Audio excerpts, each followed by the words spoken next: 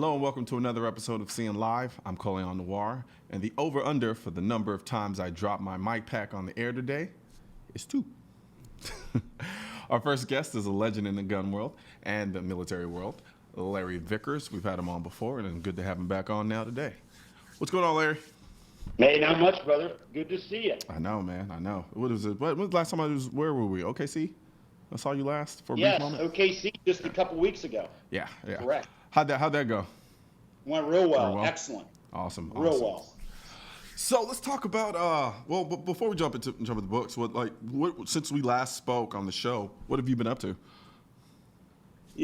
Still working on the Vickers Guide books. Okay. You know, we're doing the 1911 Vickers Guide reprint, and we're taking pre-orders for that right now. We've also sent off the Vickers Guide AR-15 Volume 2 to the printers. Okay. So it's at the printers now. Now, me and my co-author, James Rupley, we made basically a command decision that we're not going to open up pre-orders for it until we've gotten the 1911 reprints in and we're shipping them out. We just don't think it's cool to be taking pre-orders on 2 books. Gotcha. So once the 1911s are in-house and shipping, then we'll take pre-orders for Volume 2 because we're already getting people wanting to pre-order Volume 2, which is understandable. But we're tentatively looking at about mid to late May. We'll be shipping the 1911 reprints, which means we'll take the AR-15 Volume 2 Vickers Guide pre-orders at that time. Hold on. So at this point, is it too late to order on the reprint for the 1911s? No. Oh, no. Okay.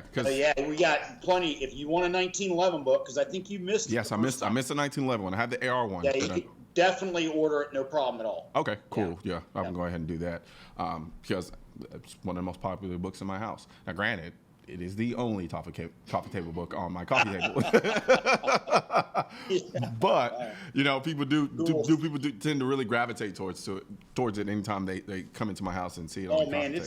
It's went far beyond what we ever imagined. Oh yeah, no, I think it was excellent. We're steamrolling it. We enjoy it, so we're steamrolling the future books and just continue to keep feeding the animal. The interesting thing about it is, it reads just as well as it looks. I appreciate that. Thank you much. We tweaked the formula a little bit from the 1911 book for Volume 1, and now what you saw in the AR-15 Volume 1, that's kind of the template moving forward. We really like the blend of commentary, the pictures, just expert commentary from people other than me. So we really liked how that thing came together, and that's kind of the template moving forward. Gotcha. Now, are there any plans to do more of the series, but like hyper focusing on specific types? Well, I guess essentially what you're doing with the 1911 and AR-15. But are you any plans to do that with respect to other platforms as well? Yeah, good question. Mm-hmm. Yes, without a doubt, the no-brainer one is the AK. Yeah. Kind of spitballing it. We've kind of looking at 2019 for the AK 2-volume without a shadow of a doubt. It'll be a 2-volume set. Okay. And yeah, so that one for sure is going to deserve the same attention the 1911 got, and certainly the same attention the AR-15 got. Moving forward, it's going to kind of depend. What we may do is kind of clump brands together like a SIG Switzerland book, which I have a passion for Swiss-made SIG firearms. Yeah. And that's largely a piece of history now. So kind of a Swiss SIG book, obviously an HK book. So the focus may be more brand specific. And then when we kind of get into broad brush stuff, it'd be like battle rifles, modern service pistols, stuff like that. So yeah, where it's warranted, we will hyper-focus on a specific firearm. If not, it'll be a brand or a classification. Gotcha. Can I volunteer to do the foreword for the HK book? I know you're a big HK guy. I know that. I get a lot of crap for it too, man. And so, and the funny thing is that there is there's no undying loyalty for HK in terms of my connections to it. Some things do certain things with certain people. They just. Well, I can tell you part of it. You're a car guy, and you're a German car guy. I am a German car guy. Yeah, absolutely. And dude, if you like German cars, it's hard to not like HK. Yeah, which is very, very true. So I take all the slack I get in stride, and because they do come with some of their faults. I'm willing to admit like those. anything, nothing's perfect, of course. Yeah, absolutely. Absolutely. Now, speaking of faults, the 1911. No, I'm joking. you do a lot in the way of helping people build their own 1911s, correct? Yeah, what I do, I have a couple of different classes that I do every year. The 2-day 1911 operator is most popular. And we basically spend 1 day on the range learning to shoot the gun, which really boils down to, more than anything, is learning how to manipulate the thumb safety. That's the thing that gets people in trouble in a 1911. See, when I was coming up through the ranks, I cut my teeth on a 1911, then I picked up a Glock. No big deal. Most people now, they start on a Glock, then they pick a 1911, and that can cause them a lot of heartburn.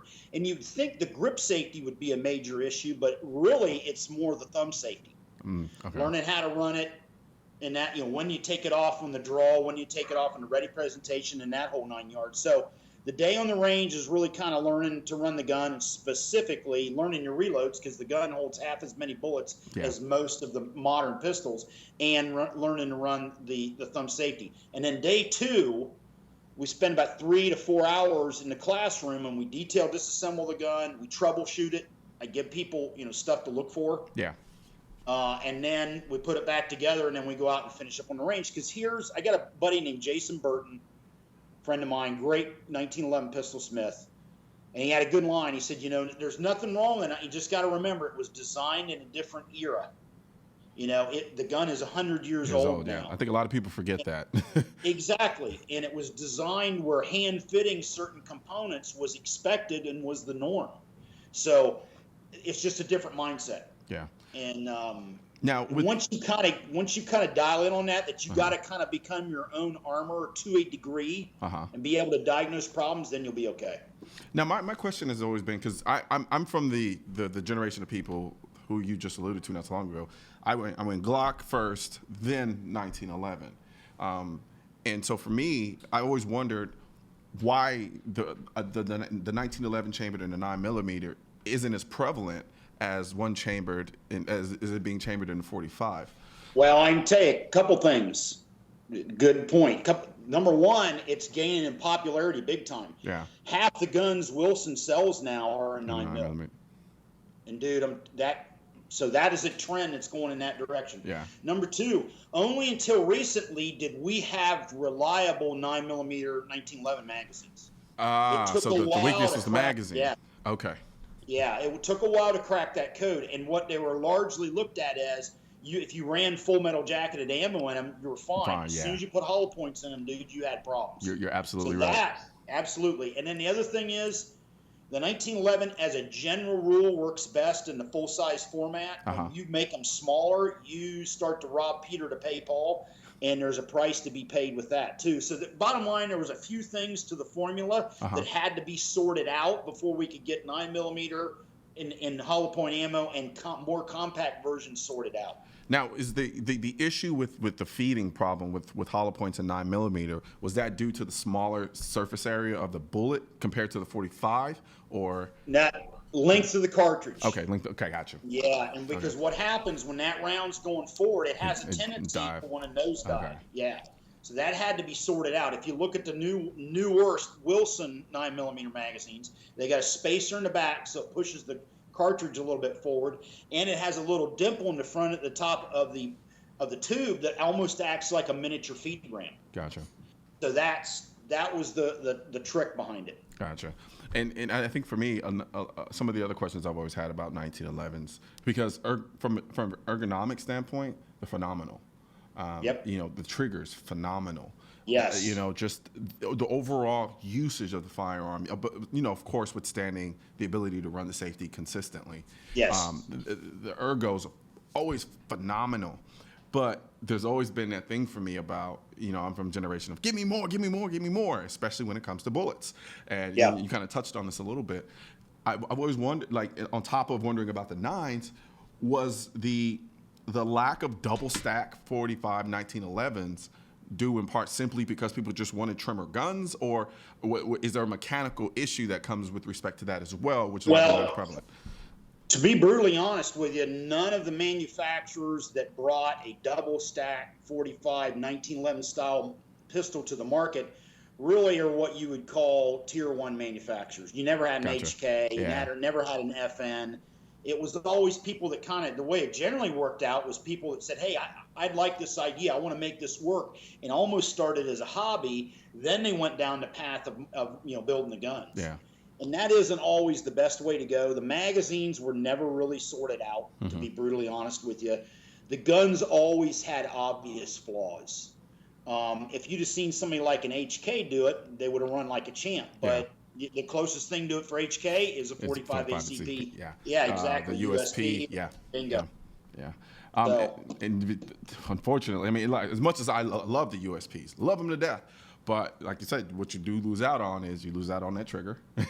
Yes. And that in and of itself, I think personally, I can't think of another platform that has as good a trigger as the 1911 does. The 1911 is still the gold standard. Yeah. It absolutely is. It is still. Think about it. All pistols that come out are always compared to the 1911. A tuned 1911 trigger is still the gold standard, which is amazing for a gun that's over 100 years old. Yeah. Still the gold standard. Yep, absolutely. I mean, everything is compared to that. Yep. So we're going to take a quick break, and when we come back, we'll finish up our conversation about 1911, and then we'll also talk about your Glock, new version of Glock that you're coming out with as well. You got it. All right. Sounds good. Cool.